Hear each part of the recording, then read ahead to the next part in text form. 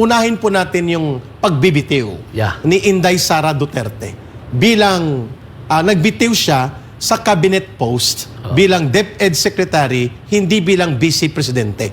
At it will take effect officially, although irrevocable resignation ito mga kababayan, Yusik Ben, it will take effect on July 19. So isang buwan ang palugit para magkaroon ng smooth transition sa departamento o kagawaran ng edukasyon ng DepEd. Yusik Ben, gaano mo tinitingnan ang bigat at ang kahalagahan ng ganitong development sa politika ng ating bansa with the Vice President Sara Duterte now cutting off her ties to any official cabinet function under the administration of Marcos Jr. Go ahead po, Yusik Ben. Kay Rick, ang DepEd ay isang malaking organisasyon. Mga maestra yan. May pundo na malaki. Di ba? Panahon ng eleksyon, ang mga maestra gagamitin para sa eleksyon. Sa mga electoral and poll staff. Maraming mga budget dyan na pwede mong pagkapirahan. Di ba? At naniwala yung mga Marcos Chuariwariwap na kailangan alisin na natin yan si Inday. Dahil? Dahil pwede tayong pasok dyan, kasi marami tayong makuha dyan. Kasi balakid. Kasi balakid. Hadlang si Inday Sara. Si Inday. Bakit? Kasi popular. Maganda ang ginawa ni Inday. Tsaka hindi madiktahan. Hindi madiktahan. Tsaka parating ang eleksyon sa 2028, yung ano na yan, department, sumisikat si Inday eh. Sumisikat siya doon. So matagal na plano nila ni BBM at Lisa, alisin siya. At maglagay sila ng tao na kanila. No? Na nadidiktahan nila. Madiktahan nila, mapirahan nila yung department na yan. Klaro. Di ba? Tsaka magamit nila sa eleksyon. Alam mo naman na eleksyon eh. Tama. Di ba? Gagamitin ng mga maestrato. Alam mo na, yung mga ibig kong sabihin. Yung mga dirty operations. Pwede nilang mailusot. Pwede nilang mailusot. Kung kasabwat nila ang namumuno ng Department of Education. Ganun po ba? Yun. Isang direkta lang na, ano na. So yun, eleksyon na sa 2025. Diba? Midterm elections. Pero blessing in disguise. Okay. Kasi si Inday, nung kusang nag-resign na lang siya kasi alam naman niya talaga na yun ang mga agenda nila ni BBM at ni Lisa at ni Tambaloslos. So, wala, giveaway na ako. Sabi niya, mag-giveaway na lang ako siguro dito kasi hindi ko na makaya yung kanilang panunotyo sa akin. Kahit ako yung nag-popular dito, gumawa na maganda, top-notcher ako sa survey dahil dito. Pero wala, hindi pa rin. Siya ang nagbibigay ng magandang ehemplo sa gabinete. Kasi in the last 2 years, Yusik Ben, as if I may interject a bit sa discussion natin, consistent ang top-rated, high-performing cabinet position and ang pinakamataas na trust rating and approval rating of all the cabinet officials ni Marcos Jr., si Sara Duterte in the last 2 years.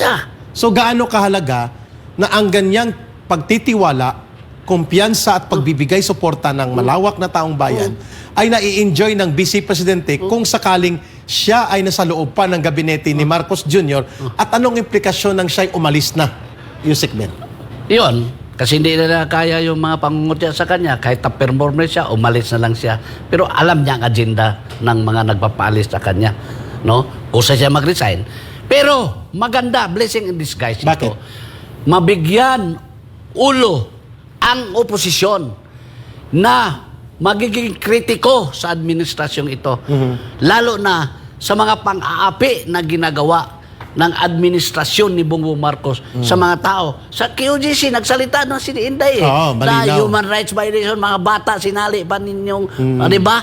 Ganon. So, nabigyan busis ngayon ang oposisyon. Dahil magkakaroon ng lehitimong political figure that can lead an opposition movement na bakit anong bigat ng isang Sara Duterte in terms of legitimacy of political leadership sa opposition sakaling ito ay kanyang pamunuan versus a former president bagamat popular din si Rodrigo Duterte. Ano ang kaibahan at bigat ng isang active na opisyal ng bansa na very popular at may mandato na pinakamataas in the elections history ng Pilipinas, 32 million. 32 million. Gaano kabigat ito na siya kung kanyang voluntaryong aakapin ang pagiging opposition leader in the height of development ng iba't ibang grupong sumusulpot ngayon na nagiging political opposition movement to the Marcos Jr.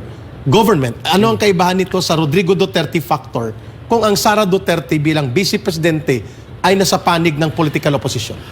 32 million. Malaki yan, no?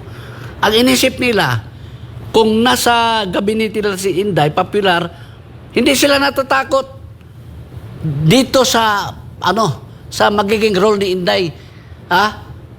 Akala nila, tanggalin natin yan si Inday sa education DepEd dahil papunta sa 2025 magkaroon yan ng endorsement sa mga di ba? Sa mga kandidato. Sa mga kandidato hanggang 2028 baka magkamali sila doon. Dahil pag si Inday ngayon nasa opposition na, 32 million yung mga bumoto sa kanya. At yan ang kanyang panindigan, yung karapatan ng 32 million na yan, magiging figure siya. Magiging, kung ibig sabihin, ang mga tao, kung sa ngayon lang, diskumpiyado na sila sa administrasyon ito, the 30 million na mga voters niya na bumoto siya, sasama yan sa kanya. Kung mayroon siyang ibig sabihin na sawang-sawa na ako dito sa administrasyon. Yusik Penranque, pagpalagay natin, maganda yung arithmetic mo. For example, if there were 32 million who voted, 32 million Filipinos who voted for Sara Duterte, in 2022, 2 years pa lang nakakalipas, hindi naman siya naging unpopular. Pagpalagay mo, 30% yan mga supporters ni Marcos. So, ibig sabihin, mayroon pa ring mahigit 20 million. Meron. Mga 21 million Filipinos pa rin na solid, sa Duterte. Opo. Kasi yung mga maka-Marcos na bumoto kay Sara Duterte, mawawala yon. Mawawala yun. So 30%, pagpalagay mo, ang mawawala sa 32 million, that's around 9 million voters. So mga 21 million, 22 Yun million ang pa rin. puwersa. Ito solid ito. Solid ito. Is my political arithmetic and reference to a popular mass-based support of a Sara Duterte is correct. Yes. Kasi partida yung 30%. Pwede mga maka-Marcos yun. Yun ang hindi nila nakikita. Pero yung 22 million na sinasabi mo, solid ito na Solid bumoto ito. sa Sara Duterte. Yun ang hindi nila nakikita sa puwersa ni Inday. May punto ka. Sa puwersa nila. Kaya nga, they created a mistake na ginagano nila si Inday. Di ba? Mistake yun sa kanila.